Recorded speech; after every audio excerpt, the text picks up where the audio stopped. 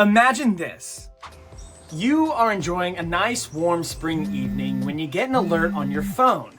It describes a severe thunderstorm that is racing towards you at speeds over 60 miles per hour. This thunderstorm is over 200 miles wide, and the alert says it is capable of producing winds over 100 miles per hour. And in some spots, it will even be as strong as an EF2 tornado. On top of this, very heavy rainfall will be produced, causing flash flooding. You decide to look at the radar, and you notice a hurricane-like eye behind the storm. What's going on? It does sound a bit fake, right? But this type of storm is very real across North America and can cause billions of dollars in damages, on top of the danger it poses to people in its path. And we are actually heading into the time of year where these storms are the most likely to happen. Before I touch on who is the most likely to see these storms over the next few months, let me explain the meaning, the criteria and types, and the history of this phenomenon, aptly named a derecho. Let's go take a look. A derecho is a Spanish word for straight or direct, which makes a lot of sense since the largest threat with these types of storms is straight line winds. The word for tornado in the English language follows a similar origin, as it comes from the word tornada, which means thunderstorm in Spanish, and then is influenced by the verb tornar, which means to turn or to twist. Despite the Spanish names, we know that these storms are common in all of North America and can occur at any month out of the year. There are two main types of derecho, progressive and serial, with the latter occurring less often in general and more commonly during the cooler months. Progressive derechos, however, are the storms you have to worry about the most during the spring and the summer months, and are the ones we are focusing on. So, progressive derechos typically form when a cluster of thunderstorms develops within a warm, moist air mass and ride along a stationary front. As this cluster of storms moves forward, the downdrafts from the storm's rain-cooled air pool together, creating a powerful gust front at the leading edge.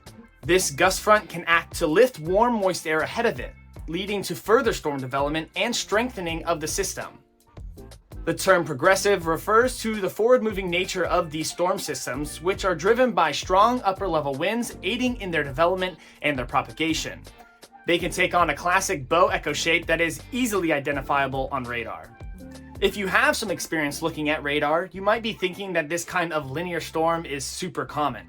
And we do see lines of storms forming quite often during the passing of fronts. But a derecho is much stronger and longer lasting than your typical line of storms. The National Weather Service has a set definition and criteria for a line of storms to be labeled a derecho, with the following parameters being met. Wind speeds along most of the line reaching 58 miles per hour. Some areas along the line reaching wind gusts over 76 miles per hour. And a path of wind damage that is at least 400 miles long. Okay, now that we know what they are and what type is most likely to affect us this summer, let's take a look at a few notable examples. If there's one that you remember, make sure to comment your experience. Let's start with one that I remember. In late June of 2012, a derecho developed across the Midwest and rapidly moved eastward, affecting a vast swath of the Mid-Atlantic and Ohio Valley regions of the United States. The storm system produced a powerful and expansive bow echo, a characteristic radar signature of a derecho, accompanied by intense straight-line winds exceeding 90 miles per hour in some areas.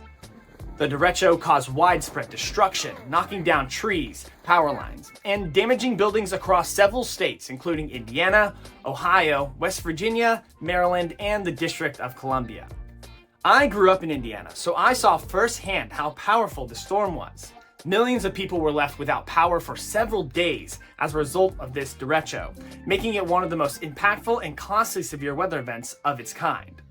The economic impact was substantial, with billions of dollars in damage reported due to the need for extensive repairs to infrastructure and widespread disruptions to daily life. Another impactful storm that I picked solely off of its nickname is the 2003 Mid-South derecho, aka Hurricane Elvis.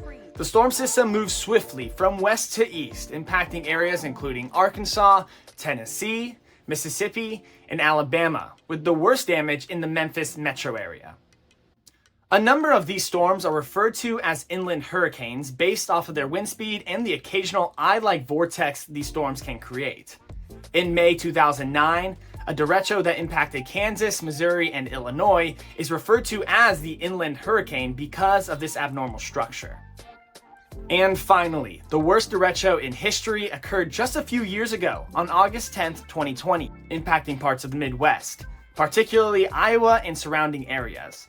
The storm system originated in South Dakota and moved rapidly southeastward across Iowa, into Illinois, and then finally into Indiana, covering a path of approximately 770 miles. This derecho produced extremely strong wind gusts, with estimated wind gusts reaching 140 miles per hour in some areas, causing significant damage to buildings, vehicles, trees, and power infrastructure.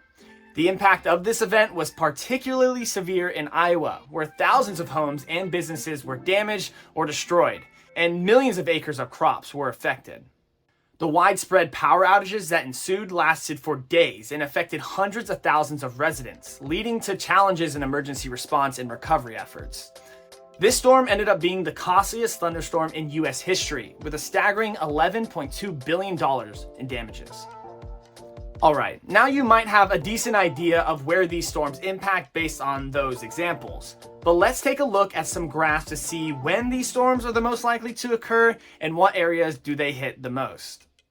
In general, a vast majority of derechos occur during the warm season, so from May into June and July, before calming down for late summer and into early fall.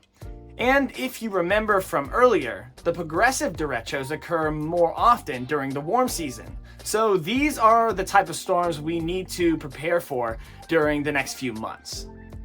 During the winter, when serial derechos are more common, derechos in general are much more rare. Now, looking at the entire US, derechos don't really impact most areas on a regular basis. Even the spots that see these storms the most often only see them once or twice per year. For most of the Ohio Valley and Mississippi Valley, you see derechos on average once per year. So the states of Arkansas, Illinois, Indiana, and Missouri are the most prone areas to derechos, but they occur regularly often in the states that border them as well, like Ohio, Kentucky, and Oklahoma. And from there, most of the US east of the Rocky Mountains can expect a derecho every 2 to 4 years, although Florida and Maine see them a little less often than that. So although these storms can bring hurricane or tornado-like winds and damages, they occur on a more limited basis.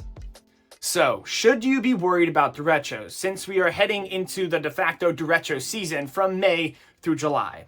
Well, not particularly. Like I said, these storms aren't the most common type of thunderstorm. Yeah, they can cause large swaths of damages with wind gusts over 100 miles per hour, but that's fairly rare, as most derechos have winds in the 60 to 70 miles per hour range. And most areas in the eastern US don't even average one derecho per year. What I think is important is to know what these storms look like on radar and for you to have ways to receive National Weather Service alerts so that you can prepare and have time if a derecho is heading your way. These storms are quite difficult to forecast, but once they begin, meteorologists can forecast when areas in front of the line of storms can expect to see the strongest winds. So take these alerts and messages seriously, as they can give you enough time to act.